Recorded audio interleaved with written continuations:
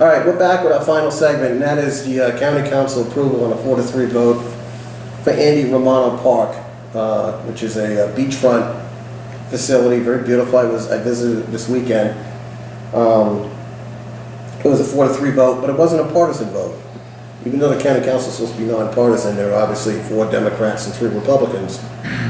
The people who voted for it were Republican Pat Patterson, Democrat Doug Daniels, a woman, Pat Patterson of DeLand.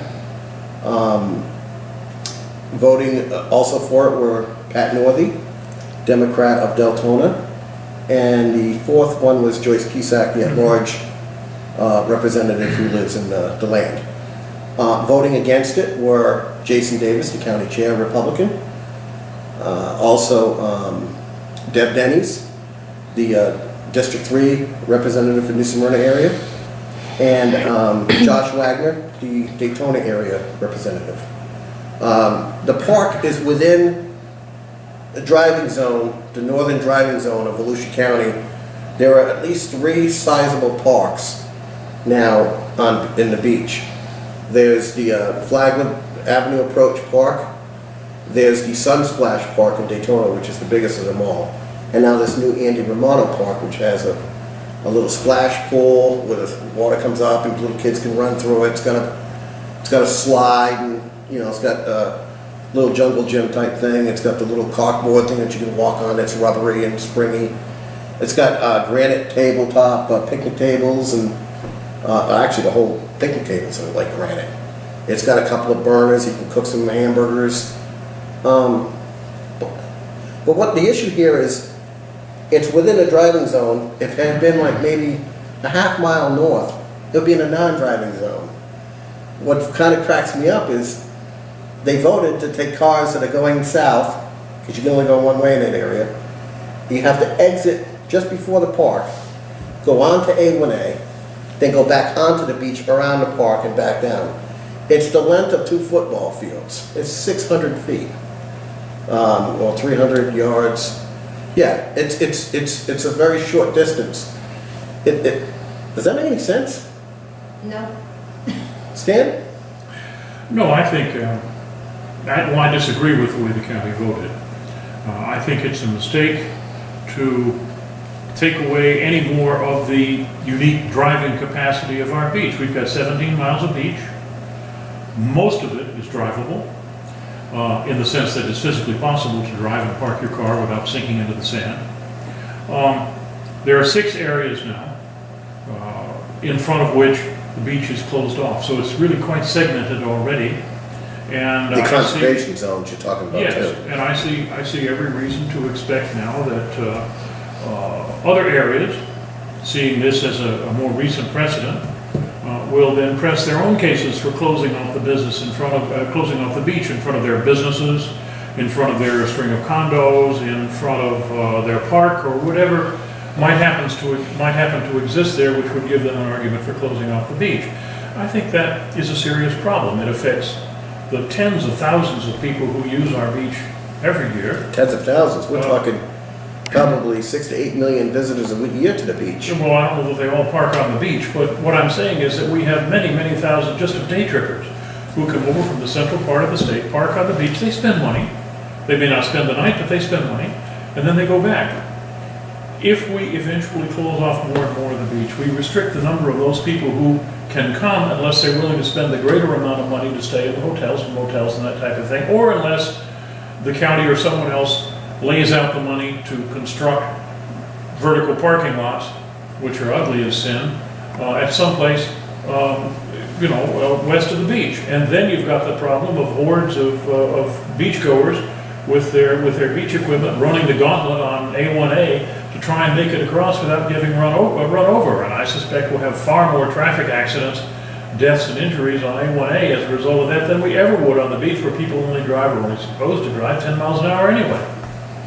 When you think about it about beach driving, is that when you look at it, you have a lot of tourists, but also it's a lot of locals that, are going over for the day for the beach, that maybe Volusia County area.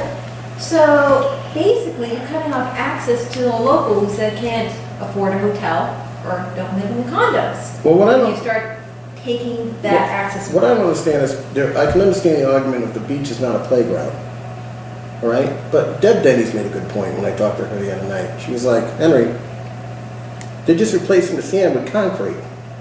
So why is the playground a playground? If you can't have the cars there because children want to go from the beach to the ocean, it seems to me that maybe we should have a DCF site set up on the beach, a branch office of the DCF for the parents that have their backs to their children, yakking on the phone or texting or sleeping, and the 2-year-olds running around chasing birds, and there's this gigantic truck going by. It seems like there's going to be a lot more contraction. And Josh Wagner made some good points. It's like, well, you know, the Shores is going to want to come to us and say, well, we want to have this particular area. Where does it end? And once you take the cars off, you can't. You'll never get them back on. But see, the county management did something rather crafty here, from the way Deb Denny's explained it to me.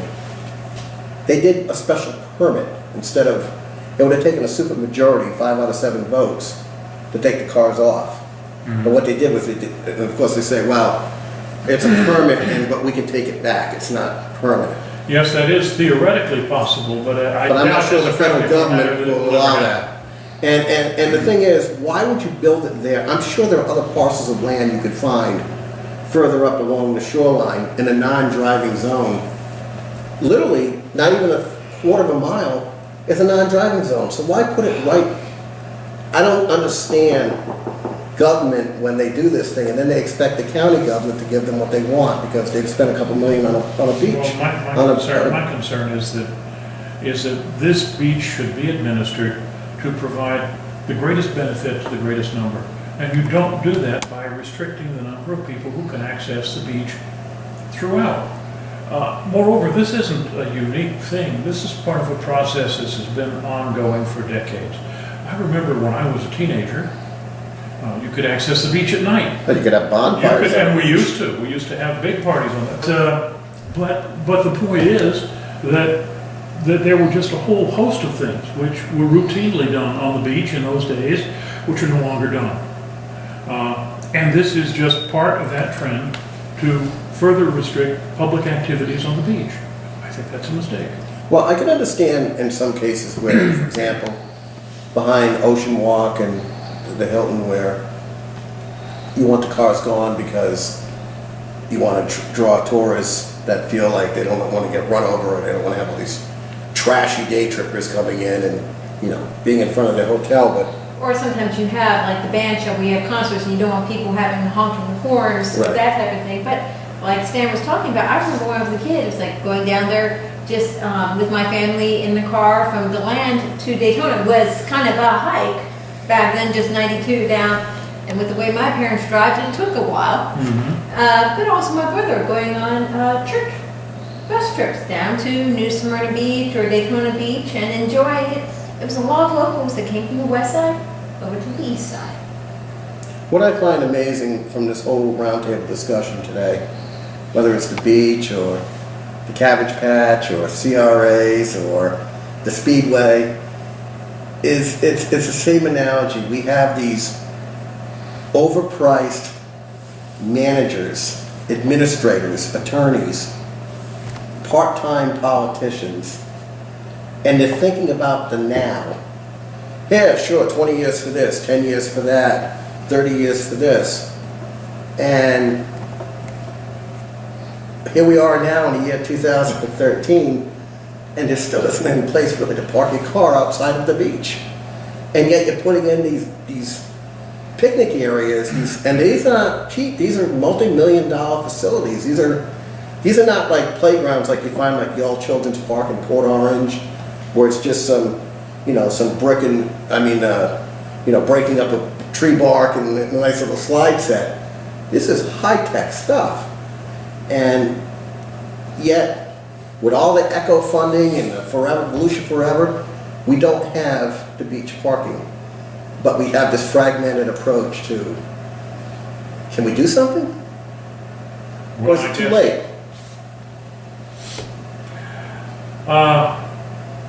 It's an interesting question. I mean, you have to ask yourself, first of all, who would benefit? The people who own the land on which the parking garages will be constructed, the people who build and operate the garages, Let's make this clear though, let's stop right there. They built a parking garage across the street from the Ocean Walk. Yes. My son is now 19. When he was a little kid, not even a preschooler, we used to have father and son night, get us out of the house. And I'd take him on the tram from the parking garage down the main street and do the loop all the way around and back again, through the beach and back up. We were the only ones on the tram. And he'd wave to the tourists, and he'd have a plastic alligator, and these bikers with all the biker chicks would think he was a cute little boy, and you know, it was a fun thing. I'd buy him an ice cream, and it was a great way to spend a Friday night with your kid and give the wife a break. Here we are now, today. People want parking garages. Parking, like you said, they're vertical, they're ugly.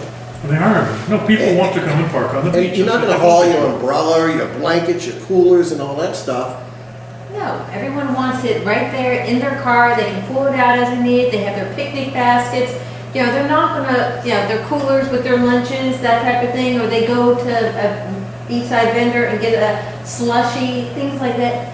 You're really affecting, like I said, not just the tourists, you know, but a lot of locals. You're really taking away the Volusia County access for the local citizens that are day trippers. I got a great idea for the county. Take the CRA monies, take the ECHO monies, take the Volusia Forever monies, do a study, you're gonna do studies anyway, and get us a north to south lineage of parking. And get this thing settled once and for all. But this probably won't happen in our lifetime, will it, Stan? Maybe this is a campaign for us to no longer sunbathe. That would save skin cancer issues. Exactly. Stan, you've got the last word. I don't think you should hold your breath. Well, with that said, for Dana Doherty Swanson, for Stan Escudero, this is Henry Frederick, and this has been the Roundtable. We hope that you found our discussion enlightening, and your feedback is more than welcome. Thank you.